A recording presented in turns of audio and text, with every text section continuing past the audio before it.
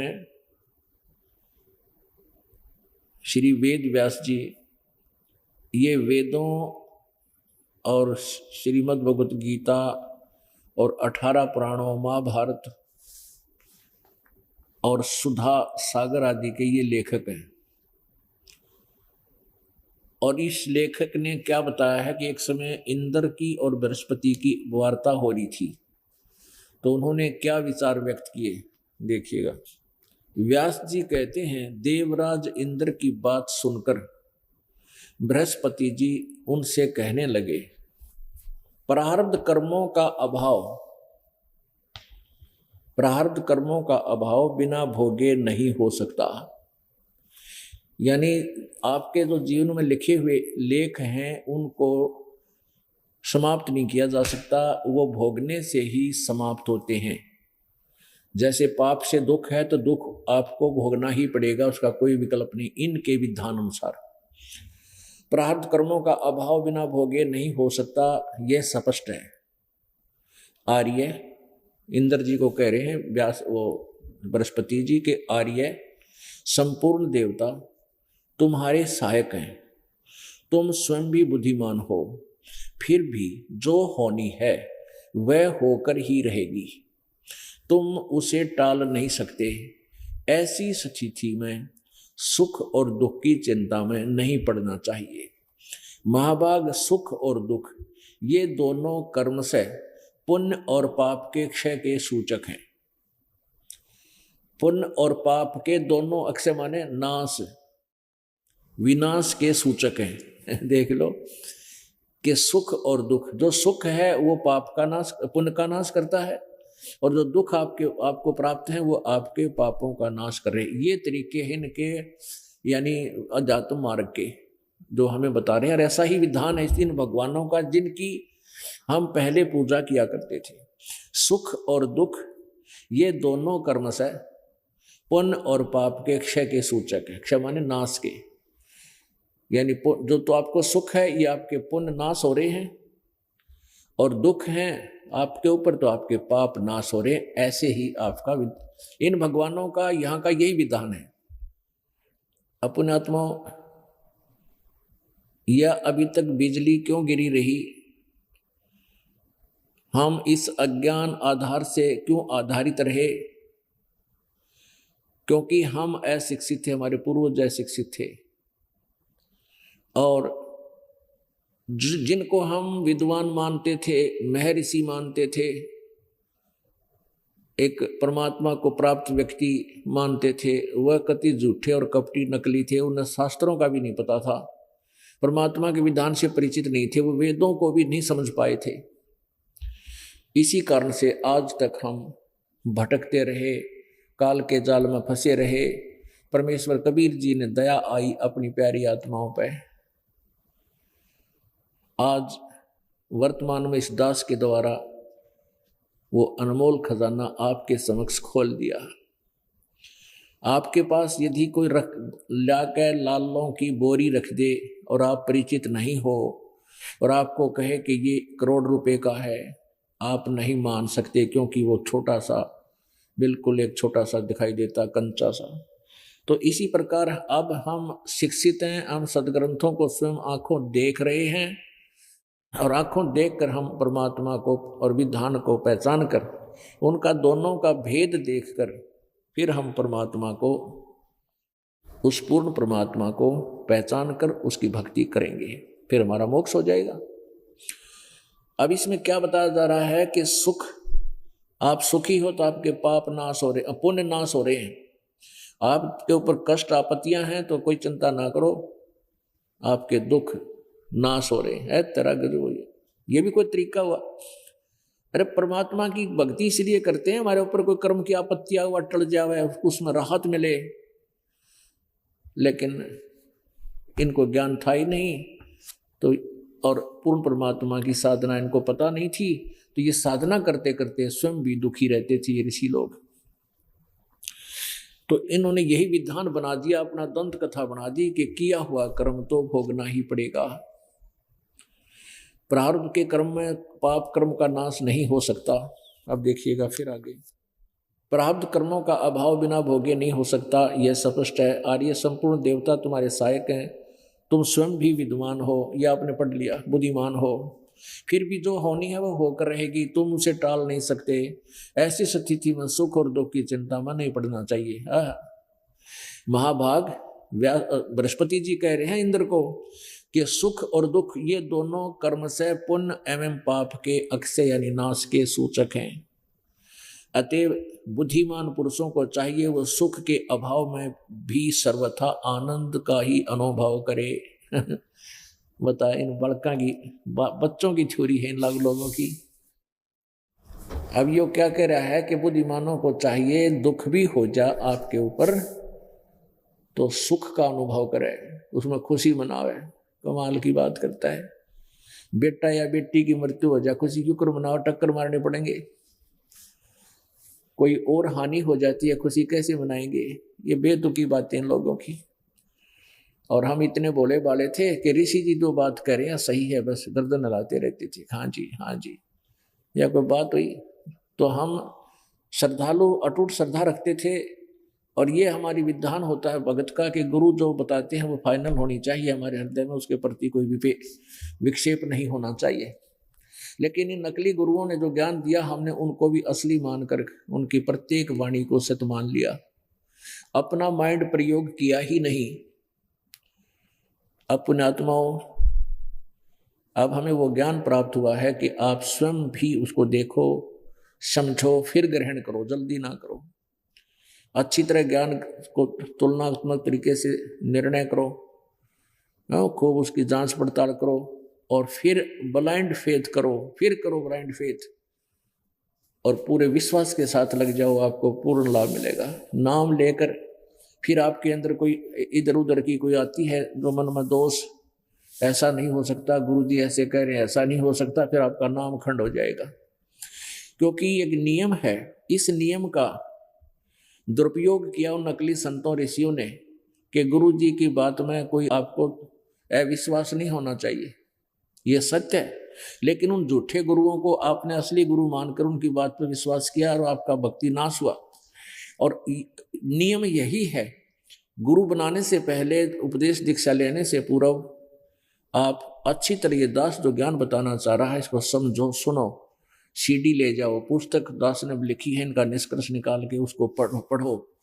और जब आपको पूर्ण विश्वास हो जाए कि ये मार्ग जो इस दास रामपाल द्वारा दिया जा रहा है तो फिर उसको सही है तो ग्रहण करो, अन्यथा और काफी दिन तक श्रवण करो, अध्ययन करो। और जब तुम उपदेश ले लो उसके बाद इस दास के एक एक वचन को आपने फाइनल मानना चाहिए, नहीं तो आप फिर भक्त नहीं रहोगे। शंका हो जाती है, शंका का निवारण सत्संग से ही होता है। जब आप हमारे बच्चे हो जाते हो, जब आप हमारे शिष्य शागिर्द हो जाते हो तो आप जी को अविश्वास गुरु जी की वाणी पर नहीं होना चाहिए और होता भी नहीं।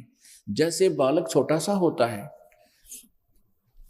छोटा सा बच्चा है अपना, जैसे पिताजी के पास कोई पेन रखा है और उसको उठाकर वो पूछता है कि पिताजी ये क्या है। पिताजी बताता है बेटा पेन है। पेन है, पेन है।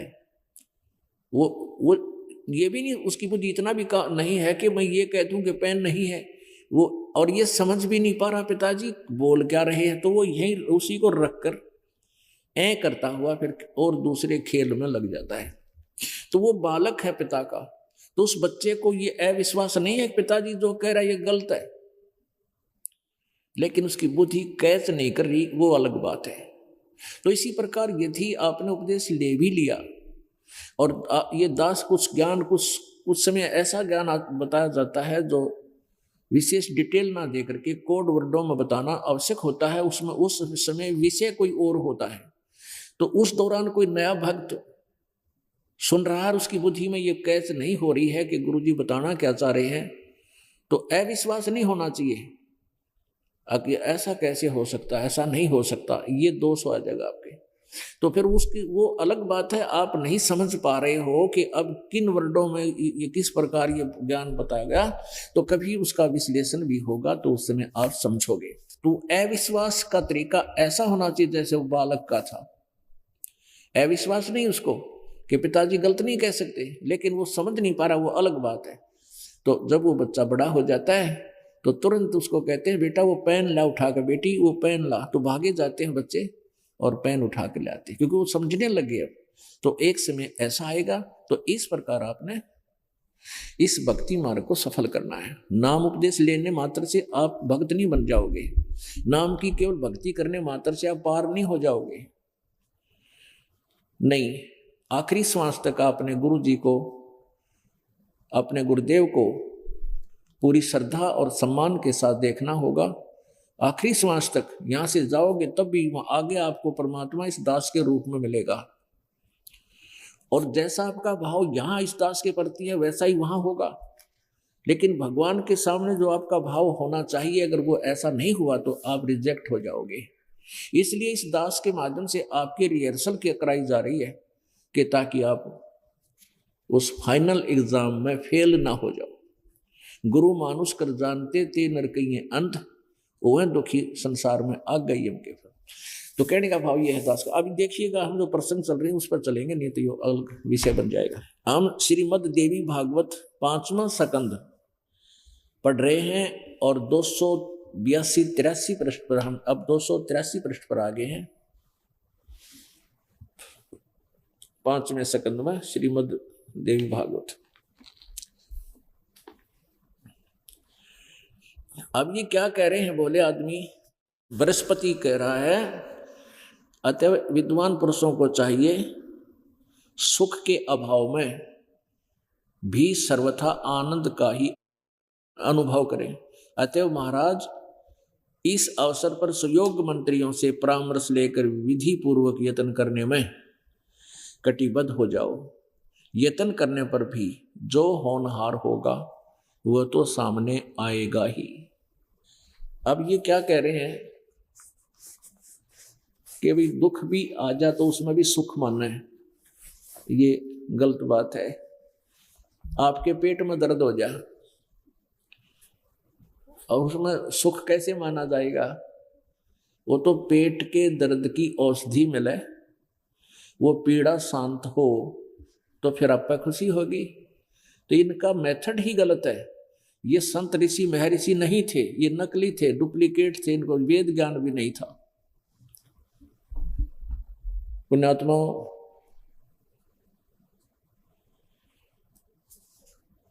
हम परमात्मा की साधना इसलिए करते हैं, हम उदाहरणार्थ कि हमारे ऊपर आने वाला कोई कष्ट, यदि हमें प्रारब्ध में कष्ट हो तो उसका निवारण हो, हमें सुख हो, दुख सुख में परिवर्तित हो जाए।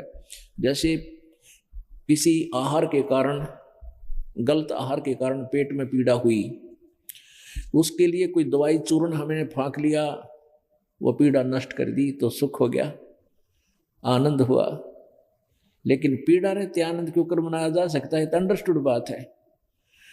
तो इसी प्रकार परमात्मा की सतभक्ति से हमारे ऊपर आए हुए कष्ट ऐसे कट जाएंगे जैसे पेट के दर्द में चूर्ण लेने से वो शांत हो जाता है। और ये नकली ये कहते हैं कि वो तो भोगने से ही पूरा समाप्त होंगे, और खुशी मनाओ दुख में भी। अरे फूटे भाग थारे, इसे ऋषि मिले हमने। और जो परमात्मा स्वयं आए थे, ऋषि बनकर, चारों युगों में आए हैं कबीर परमेश्वर। सतयुग में सत्सुकृत नाम से, उसमें ऋषि नाम से प्रसिद्ध थे ये संत, तो ऋषि नाम से कहलाए। सत्सुकृत नाम के ऋषि थे परमात्मा। और त्रेता नाम मुनिंद ऋषि नाम से प्रसिद्ध हुए। और यही ज्ञान जो आज दास आपको बता रहा परमात्मा, उस समय भी बताया करते थे। लेकिन ये नकली गुरु, ये बृहस्पति, मनु जैसे, वशिष्ठ और वशिष्ठ विश्वामित्र जैसे, इन्होंने परमात्मा के इस ज्ञान को स्वीकार नहीं किया और न ही जनता तक जाने दिया।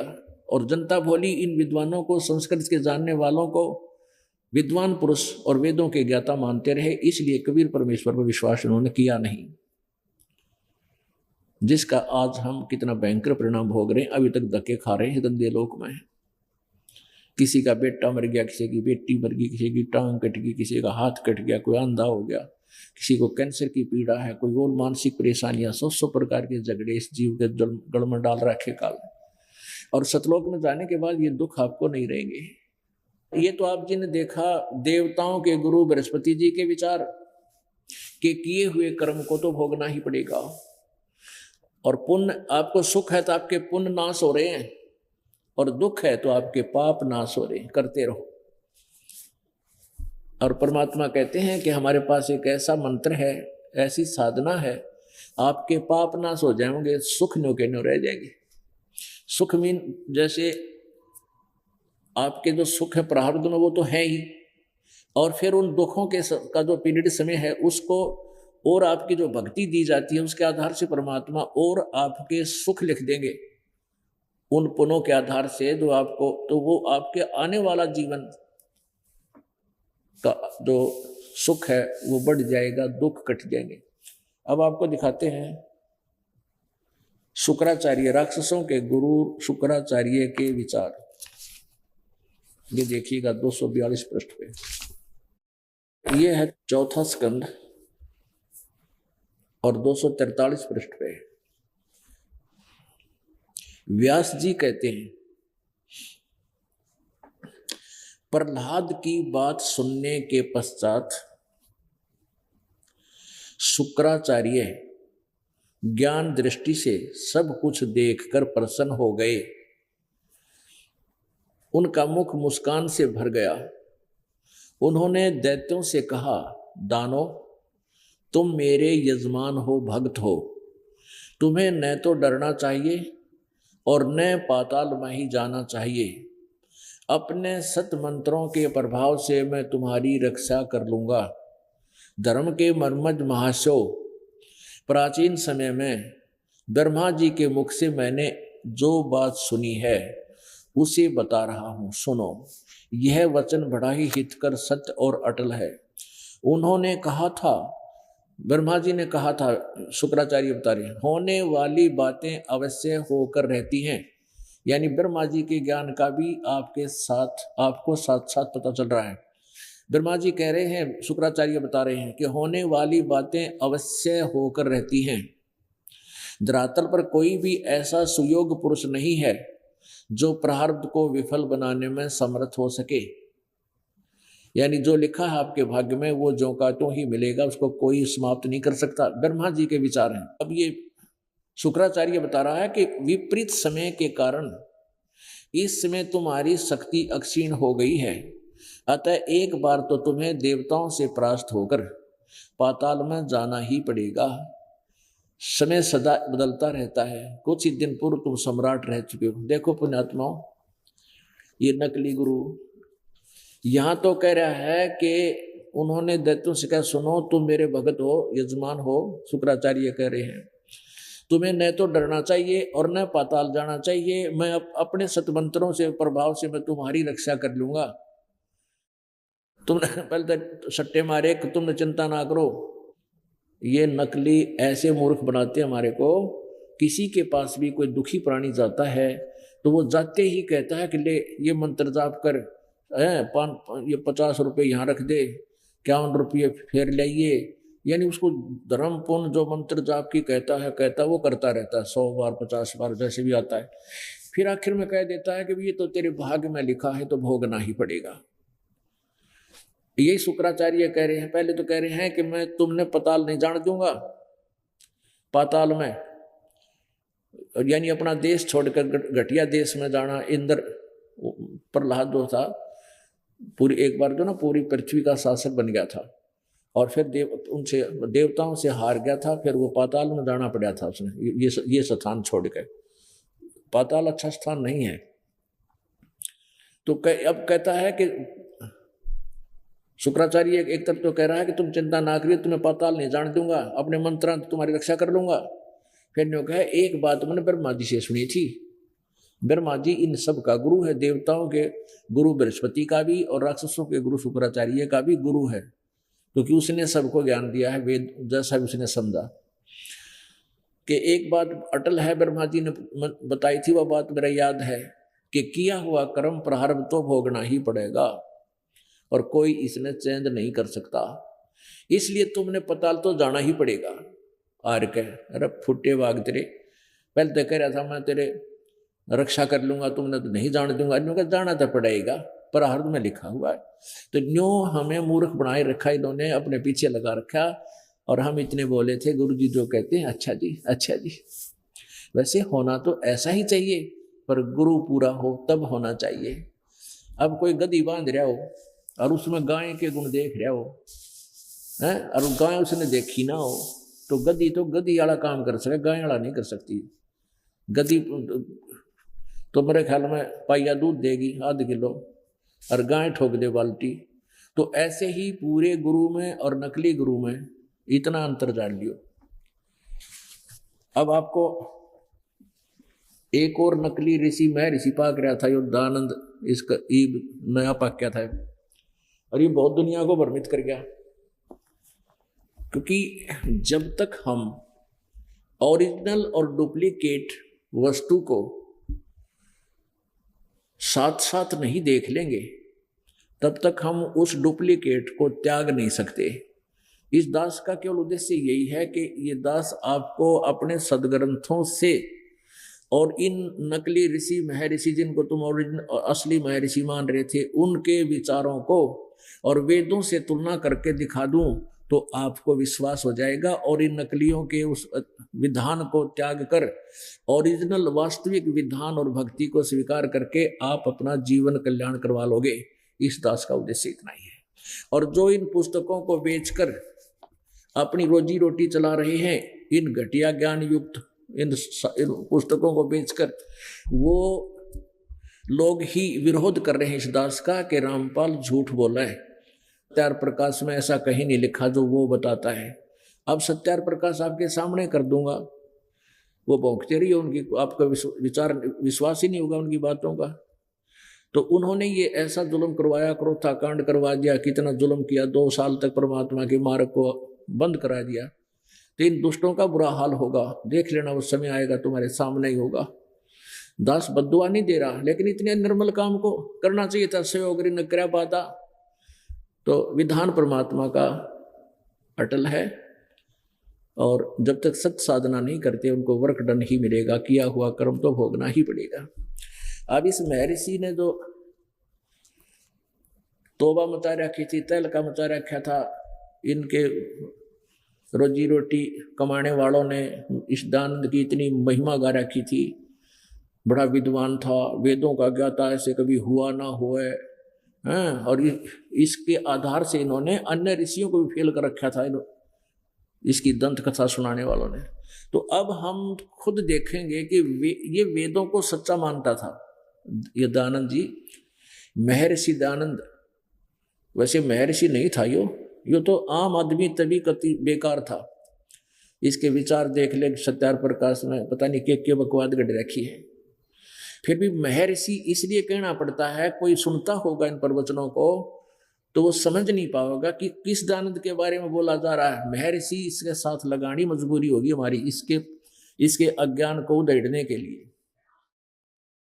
तो महर्षि दानंद के द्वारा अपना अनुभव की पुस्तक सत्यार्थ प्रकाश है, और इस सत्यार्थ प्रकाश के विषय में उसने शुरू में ही लिखा है कि ये पुस्तक मैंने वेद आदि सदग्रंथों के आधार से ही इसकी रचना की है।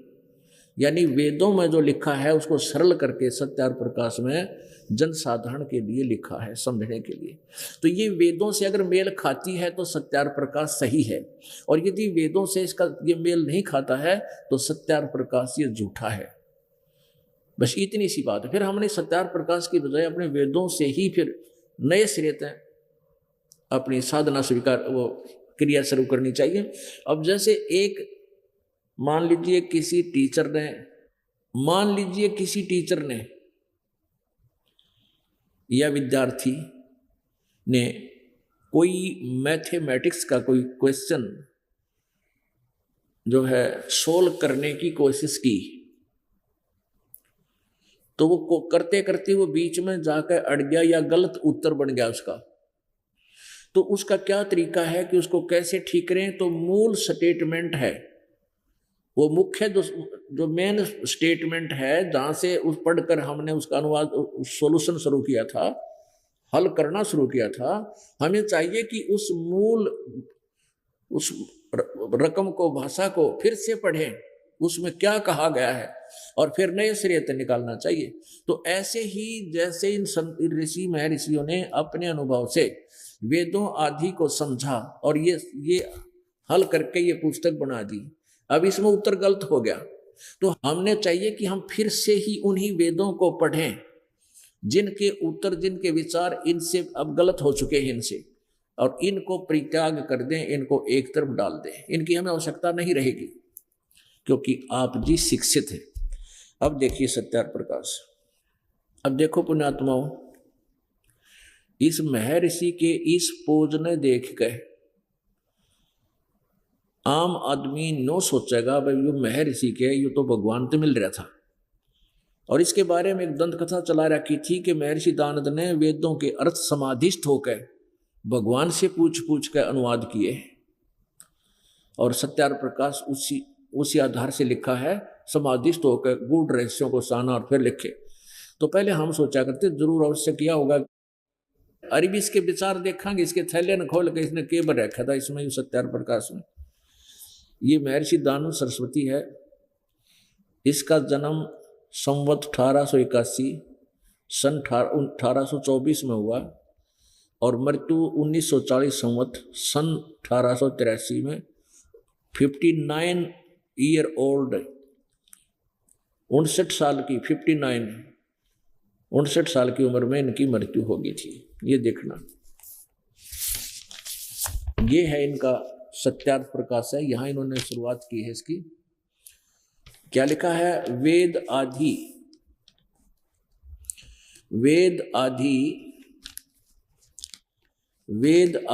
विविध सत शास्त्र प्रमाणई संवित। ये इसमें लिखा है कि वेद आदि विविध सद शास्त्रों के प्रमाणों से इसकी रचना की। किसने? श्रीमत। देखो कितनी उपमा ला रखी है इस महात्मा के, इस ऋषि, नकली ऋषि के। श्रीमत परमहंस परिव्राजक आचार्य। कौन? महर्षि दानंद। और अगली पाछे देखो, सरस्वती स्वामी विरचित है, यानी इस दानंद द्वारा इसकी रचना की गई है।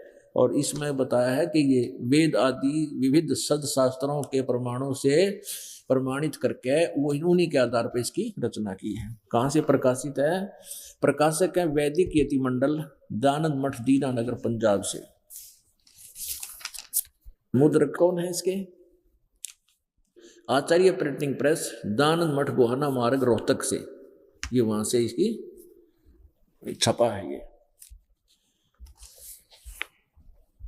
और ये छपवाया किसने है? स्वामी ओमानंद सरस्वती के सहयोग से। प्रचारार्थ लागत से भी कम मूल्य 25 रुपये में। ये गुरुकुल झज्जर से मिलता है। अब देखिएगा 7वां समोल्लास, ये देखिए, ये 7वां समोल्लास है।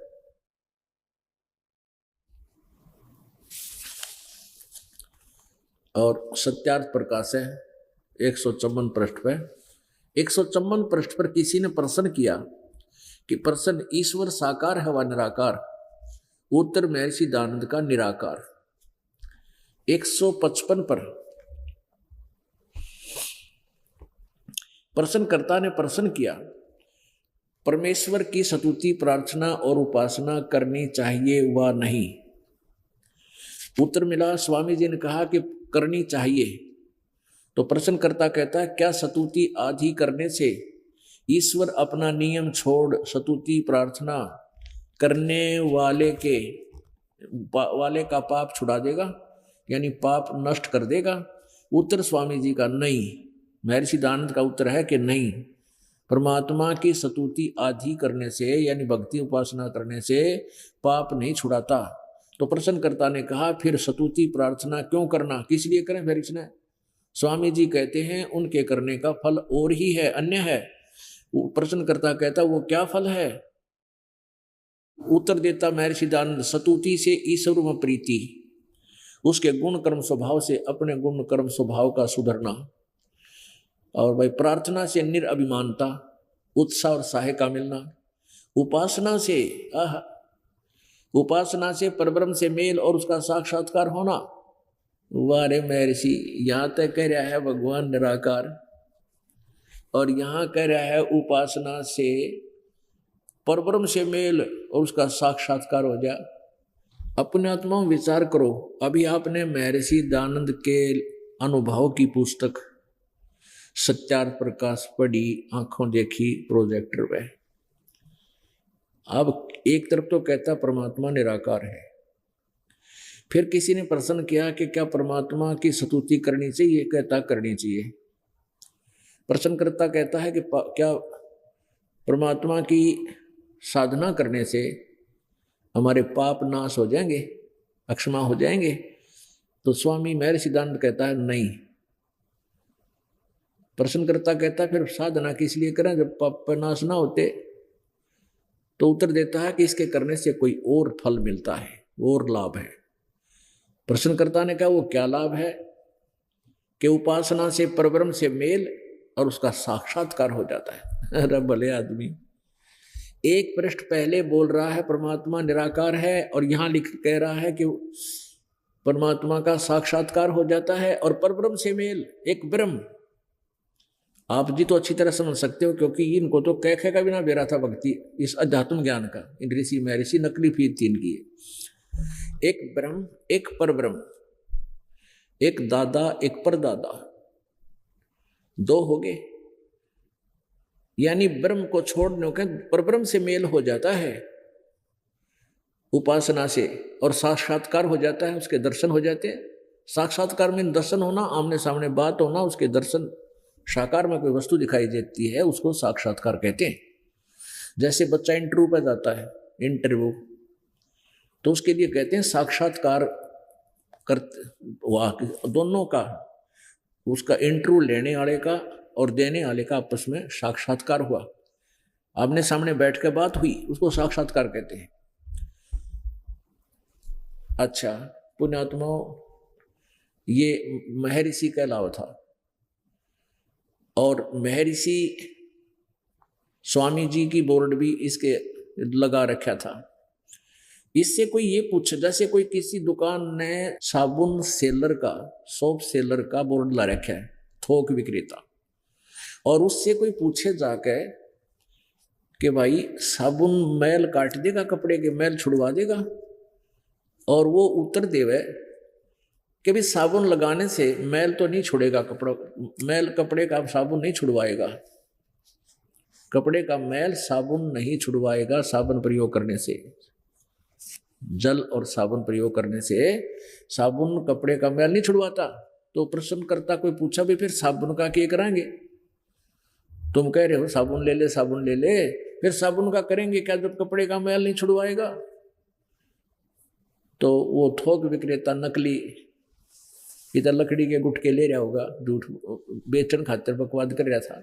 वो ये कहे साबुन कपड़े के मैल तो छुड़वा नहीं सकता, और क्या लाभ होगा कि कपड़े को मजबूत बना देगा। क्या ये सिद्धांत उस दुष्ट का ठीक है?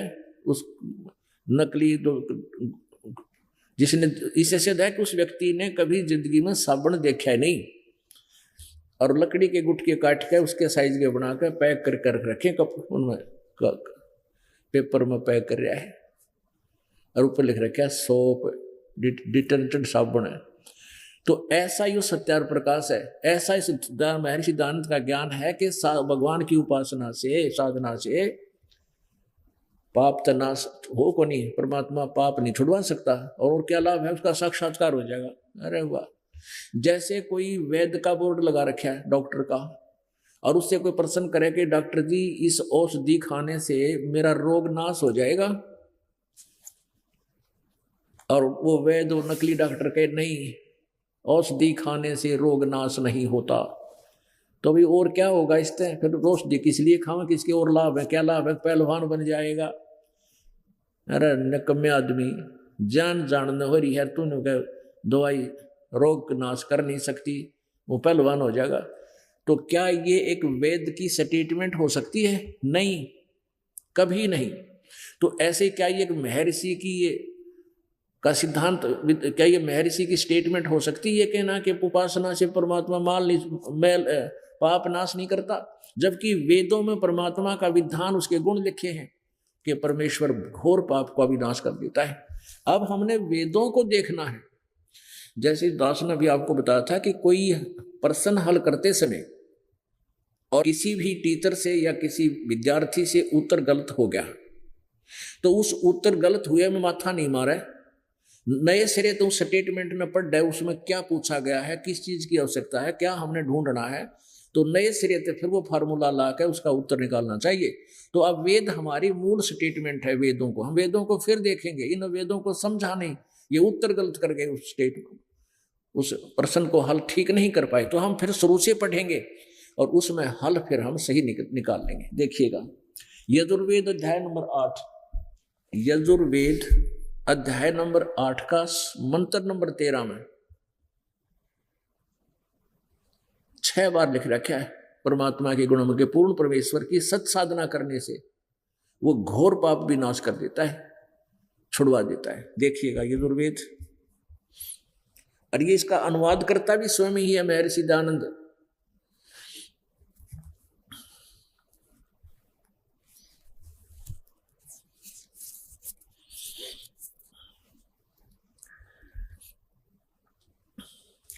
प्रकाशक सार्वदेशिक आर्य प्रतिनिधि सभा 2/5 महर्षि दयानंद भवन, रामलीला मैदान, नई दिल्ली, ये दूरभाष इनके।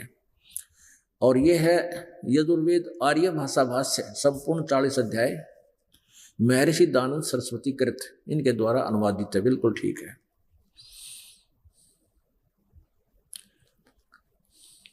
जनवरी 2004 में तीसरी बार छपाई है।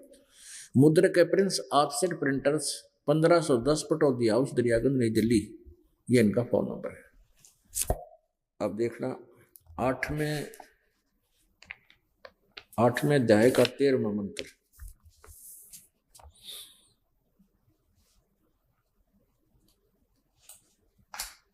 ये देखिएगा अष्टोदश अध्याय, अष्टोदश और 241 पृष्ठ पे।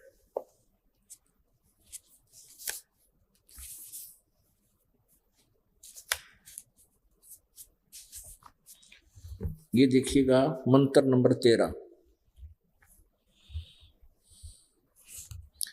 इसमें लिखा है कि देव कर्तस्य एनस्य एव जनमसि, मनुष्य कर्तस्य एनस्य एव जनमसि, पितृ कर्तस्य एनस्य एव जनमसि, आत्म कर्तस्य एनस्य एव जनमसि, एनस्य एनस्य ओहो एनस्य एनस्य एव जनमसि। अब आपको इसका इधर दिखाते हैं, इन्हीं के द्वारा अनुवाद, दयानंद जी के द्वारा अनुवाद इसका 242 पृष्ठ पे। अब यहां अनुवाद करते समय स्वामी जी ने थोड़ी सी हेराफेरी करने की चेष्टा की। हे सबके उपकार करने वाले मित्र आप, देव कर्तस्य दान देने वाले के, एनस्य माने अपराध के, अवैधनम माने विनाश करने वाले, असी माने हो अपने आत्माओं। अब यहां आपने देखा कि हे सबके उपकार करने वाले मित्र, अब क्या रहा हमारे सामने कि हमने जो वेद पढ़ने की तो किसी ने आवश्यकता ही नहीं समझी, क्योंकि जब इसने ये सत्यार्थ प्रकाश की रचना की उस समय शिक्षित कोई था ही कौन हिंदुस्तान में। ये ब्राह्मण लोग थे, ब्राह्मण कुल, ब्राह्मण जाति में ही इसका जन्म था दयानंद जी का, महर्षि दयानंद का। केवल यही संस्कृत भाषा पढ़ा जाना करते थे, समझा करते थे, तो उसमें कोई भी वेदों का कोई पढ़ने की कोशिश नहीं कर रहा था अन्य व्यक्ति। और इन्होंने जैसा समझा पढ़ा उसका अनुभव की पुस्तक लिख दी। तो इसने पुस्तक ये सत्यार्थ प्रकाश लिख दिया सन 1774 में, और फिर इसकी मृत्यु होगी सन 1883 में, यानी 9 साल के बाद इसकी मृत्यु होगी। तो लास्ट के 2, 3, 4 साल में, लास्ट के उनमें जब तब इसने वेदों का अनुवाद शुरू किया, तो 1.5 वेद का अनुवाद ये करके मृत्यु को प्राप्त हो गया। तो उस समय ये सत्यार्थ प्रकाश समाज में चला गया था। अब इसने नो सोची भाई तुमने तो सारा जीवन तो अनुभव उसका गलत था ही, गलती साधना थी, गलती छुरी रही। फिर इसने जब लास्ट में 1-2 साल पाछे अनुवाद किया तो इसने सोचा इस वेदांत कोई नहीं पढ़ा आने वाले समय में, और इसने कौन समझेगा कि सब उसकी आंख खुली कि इस वेद में तो लिखा है कि ये भगवान घोर पाप भी काट दे, और तेरी सोच अनुभव सारा जीवन खो दिया कि भगवान पाप नहीं काटता, ये डंडोरा पीटते ने। तो इसने यहां गड़बड़ी करने की सोची, लिख दिया हे सबके उपकार करने वाले मित्र आप। तो अब इस कुछ शिक्षित हुए अभी 20, 30, 40 वर्ष से हिंदुस्तान में, तो फिर किसी ने भी वेदों को पढ़ने की चेष्टा नहीं की, क्योंकि सत्यार प्रकाश को पढ़ते रहे न्यू सोच के कि एक महर्षि द्वारा लिखा हुआ है, वेदों को सही जाना और समझा है, इसलिए पूरा संसार, पूरा जो भी इनके संपर्क में आया इस सत्यार प्रकाश को पढ़ता रहा, वेदों तक किसी की बुद्धि गई को ना। और इसने इतनी चतुरता की कि मान लीजिए कोई पढ़ देगा तो इसमें लिख दिया हे सबके उपकार करने वाले मित्र। तो पढ़ने वाला नहीं सोचेगा इस वेदों में ये तो कोई मित्र के बारे में लिख रखी है, चलो आगे पढ़ते हैं। हमारा सन 2004 से इन आर्य समाज के इन आचार्यों के साथ ये ज्ञान पर विवाद चलता रहा। तो ये दास विज्ञापनों के माध्यम से समाचार पत्रों में यथार्थ ज्ञान और सत्यार प्रकाश का डुप्लीकेट ज्ञान दोनों ही लिखा करता था, और ये निर्णय करता था कि तो सत्यार प्रकाश में महर्षि दयानंद कहते हैं पाप नाश नहीं हो सकते, और वेदों में यजुर्वेद अध्याय नंबर 8 के मंत्र 13 में परमात्मा के विधान में लिखा है कि परमात्मा घोर पाप भी काट देता है।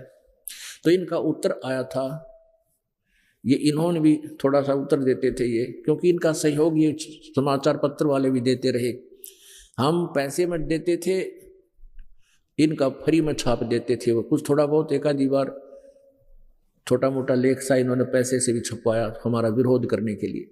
तो उसमें क्या छापा इन्होंने, क्या लिखवाया कि रामपाल झूठ बोल रहा है। यजुर्वेद अध्याय नंबर 8 के श्लोक मंत्र नंबर 13 में वो तो मित्र के बारे में लिखा है, भगवान के बारे में नहीं लिखा है। अब आम आदमी फिर नहीं सोच ले भाई मित्र की बात कर रखी होगी, और पढ़ने वालों ने भी ऐसे सोचा कि मित्र के बारे में लिख रखा है। नहीं, इस दयानंद ने ये भी बात कंसेप्ट क्लियर कर रखा है, परमात्मा ने करवा रखा है इससे। इस सत्यार प्रकाश में इसने स्वयं निर्णय दे रखा है प्रथम समोल्लास में कि मित्र नाम परमेश्वर का ही जानो। ये देखिएगा प्रश्न नंबर 18 पे, ये वही सत्यार प्रकाश है, और समोल्लास प्रथम समोल्लास है, सत्यार्थ प्रकाश है, प्रश्न नंबर 18 पे।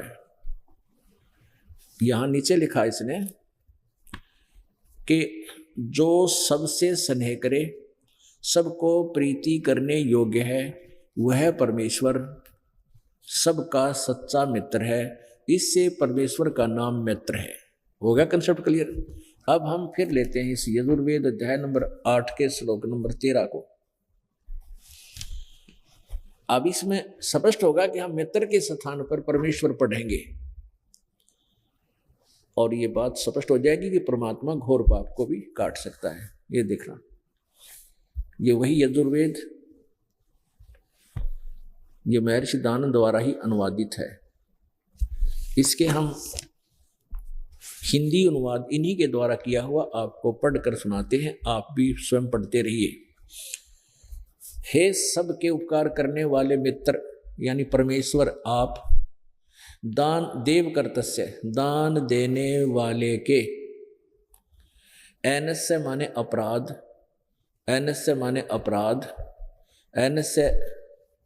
एनस्य माने पाप, एनस्य माने पाप कहो, अपराध कहो, एक ही बात है। ये सबके उपकार करने वाले मित्र अर्थात परमेश्वर आप, दान देने वाले के, एनस्य माने पाप के, अपराध के, पाप के विनाश करने वाले हो, यानी दान देने वाले के भी पापों का आप नाश करते हो। यानी कुछ ऐसे पाप हैं जो दान से ही नाश होते हैं, जैसा कल दास ने आपको बताया था। साधारण मनुष्यों के किए हुए अपराध के यानी पाप के, अवजन्म माने विनाश करने वाले हो, अवैधजन्म माने विनाश करने वाले हो। और पिता के किए हुए एनस्य माने अपराध के, पाप के, विरोध आचरण लिखा है, अपराध के नाश करने वाले। अवेदना माने विनाश करने वाले हो, हरण, अच्छे प्रकार हरने वाले हो, एक ही बात है। अपने किए हुए, आत्म कर्तस्य, अपने किए हुए, एनस्य पाप के दूर करने वाले हो। ओह, एनस्य एनस्य अपराध, अधर्म के अधर्म यानी पाप के पाप यानी घोर पाप के, अपराध के भी अपराध, अधर्म के अधर्म यानी घोर पाप के भी आप नाश करने हारे हो। अवेदना माने नाश करने हारे हो। जानता हुआ जो मैं, जो कुछ भी अधर्म आचरण किया करता हूं वह करूं, अनजान में जो कुछ भी किया करता हूं वह करूं, उस सब के, एनस्य माने पाप के, अवेदना माने दूर करने वाले, नाश करने वाले आप हैं। अब देखो वेद कहां तक लिखता है कि विद्वान, जानता हुआ मैं जो कुछ भी अधर्म यानी अधर्म आचरण किया करता हूं वह करूं, पहले करता हूं, करता रहा या आगे करूं, अनजान में जो कुछ भी किया करता हूं या करूं, उस सब के, सब पाप के, एन समाने पाप के आप दूर करने वाले हो। ओए होए, ये स्पष्ट होगा जो दास ने अभी आपको बताया था कि परमात्मा, जैसे इसमें लिखा है कि मैं जानता भी हूं और पाप कर रहा हूं, और ना जानता हूं और वो भी पाप हो रहे हैं, उनको भी आप नाश करने वाले हो। अब जैसे, अब हमें पहले तो ज्ञान, अब नो तो पता ही है, जैसे हम चल रहे हैं जमीन पर, पैदल जा रहे हैं, जूते पहन रखे मोटी तरीके, तो रास्ते में कोई कीड़ी मकोड़े जीव जंतु अवश्य मरते हैं, पता है मर रहे हैं, लेकिन उस सफर को हमने चलना, हमारी मजबूरी है, चलना पड़ेगा। ठीक है, थोड़ी बहुत बचाव हम अवश्य करते चलते हैं, लेकिन जहां बचाव का स्थान नहीं है हम बचाव नहीं कर पाते हैं। तो हमें पता भी है कि पाप हम कर रहे हैं, लेकिन जानबूझकर नहीं कर रहे हैं। और फिर कुछ हमसे वैसे अनजाने में भी हो रहे हैं, जैसे आपको बताया था, भी पोचा मारे हैं, चलते फिरते हैं, खान रोटी खाओ पानी पियो, इसमें भी जीव जंतु मरते हैं, हमें पता भी नहीं है, वो भी। तो कहते हैं उन सब का, सब पापों के नाश परमात्मा कर देता है। अब वेद तो कहते हैं कि परमात्मा घोर पाप विनाश कर देता है, और इन सभी ऋषि, नकली ऋषियों की थ्योरी है, इनका अपना सिद्धांत है कि किया हुआ कर्म तब भोगना ही पड़ेगा, पाप नाश नहीं होते। इसलिए लोग नास्तिक होते चले गए, क्योंकि इनके द्वारा बताए गए भक्ति मार्ग का वो फल हमें मिला नहीं जो हम परमात्मा से अपेक्षा किया करते थे। इसी कारण से फिर हम डाकू, ठग, मिलावट, रिश्वतखोर ये होते चले गए, सेठ पैसे वाला बनने के लिए। तो पुण्यात्माओं, इसलिए सत्संग की आवश्यकता पड़ती है कि सत्संग में आने से आप जी को यथार्थ ज्ञान का पता चलेगा। अब ये क्या कारण था कि तो पहले पृष्ठपति ये कह रहा है भगवान निराकार, और अगले पर लिख रहा सत्यार प्रकाश में उसका साक्षात्कार हो जाता है। यो भांग पिया करता, और भांग के नशे में जब थोड़ा सा कम हो जाता नशा, तो फिर लिखने बैठ जाता, जो मन में आई वह ठोक गया। जिस आदमी को ये नहीं पता लिख रहा है, एक पृष्ठ पे कह रहा है परमात्मा निराकार है, अगले पे लिख रहा है वो उसका साक्षात्कार हो जाता है, तो क्या होश में है वो व्यक्ति? नहीं। और वेदों का भी एक ज्ञाता नहीं था, केवल संस्कृत भाषा को जानता था।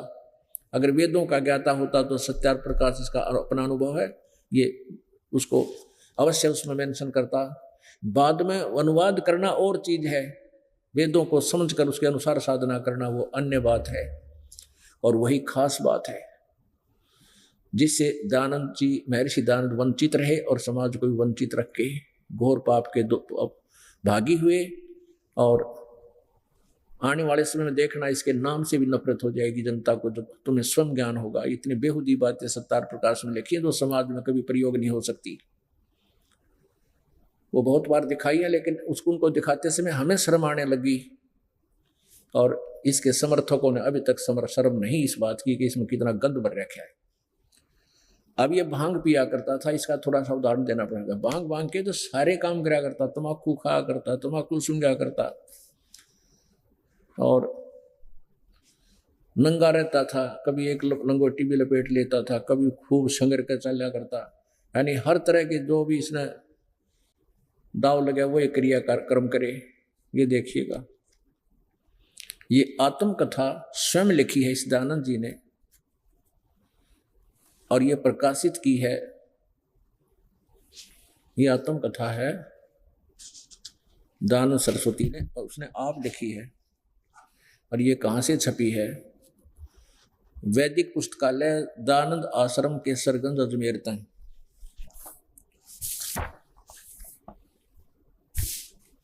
मुद्रक है वैदिक यंत्रालय केसरगंज अजमेर से।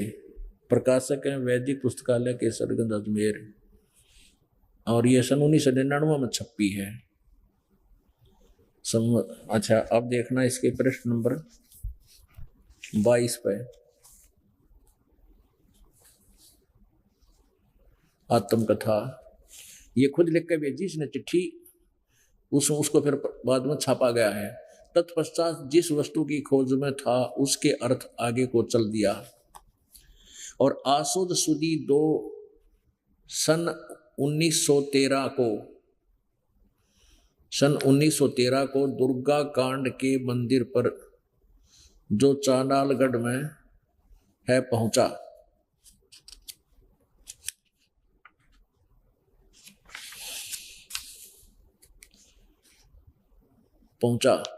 वहां 10 दिन व्यतीत हो गए। वहां मैंने चावल खाने सर्वथा छोड़ दिए, केवल दूध पर अपना निर्वाह करके दिन रात योग विद्या के अध्ययन और अभ्यास में तत्पर रहा। अब देखिए दूं का पोड़ मारा करता।